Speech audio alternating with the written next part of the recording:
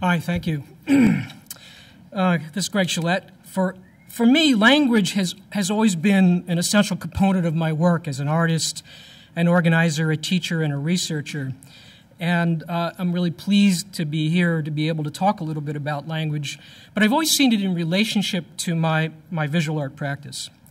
And I'm enough of a skeptical, post-structuralist fellow traveler to recognize and also to embrace that the poetic and ambiguous drift of words is something that kind of comes with the territory.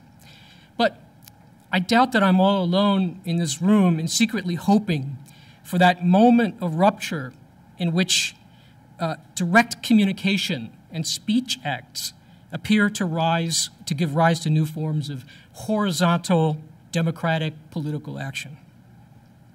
Recent democratic events, including in the so-called Arab Spring, the Green Revolution before that in Iran, Occupy movement last year, the interventions of groups such as Pussy Riot, do indeed form singular, unforeseen events that permanently alter everything that follows, or not. Because at the moment they crystallize, they are also disclosing a riotous deluge of language, of histories, of interpretations, identities, a kind of entire shadowy surplus archive. It's an archive that invisibly structures the event horizon of institutions, identities, interpretations. So what I want to present today very briefly is a project that I recently worked on, which I called iDrone, as in I drone. And if you go to the website that's here,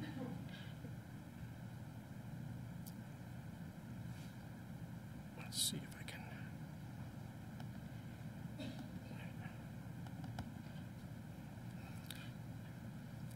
I initially imagined this project actually as a constructed sculpture.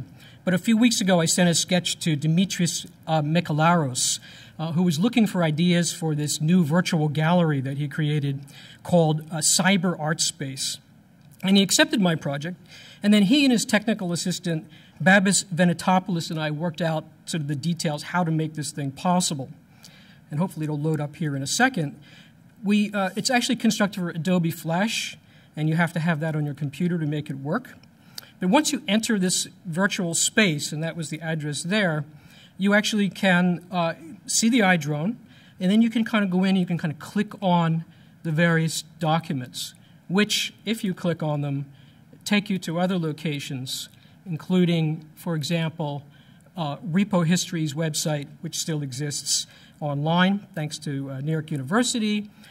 It may give you a document by Political Art Documentation Distribution, the Critical Art Defense Fund, their website that's still up from that event a few years ago, Dark Matter Archive, my own website, Josh McPhee's Interference Archive, and so forth.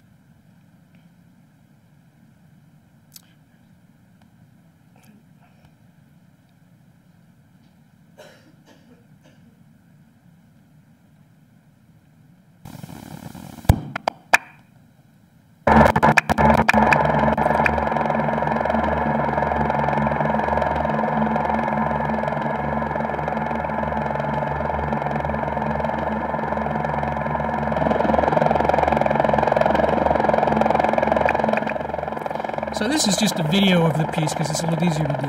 I think of iDrone as a kind of personalized robotic predator, a lethal flying archive skinned in faded documents, images, and other artifacts that reflect my own past, but also examples of America's post-68 radical history. For example, you'll see the cover of Newsweek with Patty Hearst, distressed as Tanya, the machine-gun-toting Symbionese Liberation Army soldier. Or another image shows the Art Workers Coalition staging an anti-war guerrilla action inside the Museum of Modern Art in front of Picasso's Guernica when that still hung inside the museum. iDrone is therefore both an extension of and a departure from my previous work, which focuses largely on the history of socially engaged art. But as I worked up the sketches, for the project, I realized that it was really not going to resemble some high-tech predator drone after all. It was instead really more of a do-it-yourself, spare parts flying contraption, something unwieldy and graceless, something that wasn't really capable of delivering a sudden, unforeseen airstrike. And it still perhaps has a certain menacing quality about it, at least it does for me, in the way George Romero's slow-moving zombies do in Night of the Living Dead. They kind of amuse us and frighten us at the same time. Like its military namesake, the automated personal archive also assumes the role of both judge and jury, pronouncing sentence on the artist as critic, as historian, as interrupter, but also as faker, upclasser, trickster, thief, trespasser, mimic, and even rioter. It contradicts the fantasy of one day being able to wipe the slate clean, of starting over with no more biases or histories or shadows. This weaponized archive suggests this is no longer an option, if it ever was. Moving slowly, it catches up, eventually.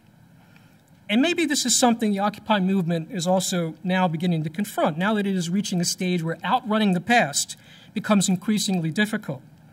That is, after the initial ecstatic moment of elation and occupation that Badiou might call the event, after that has faded, perhaps it's even fair to say that we only really become political subjects after the fact, so to speak, when we acknowledge that our interpretation of events, including even our aesthetic choices and our language, are shaped by the archive, whether it is visible or invisible, or even an absurd hovering apparatus. At the same time, we might ask, like Freud, what does the archive want? Well, I suppose like any fable involving robots or automatons or homunculi or cyborgs, the answer is that the iDrone does not want to be like me, its creator. It wants to become me, its creator. And what am I supposed to do with that information other than keep on running? Thank you.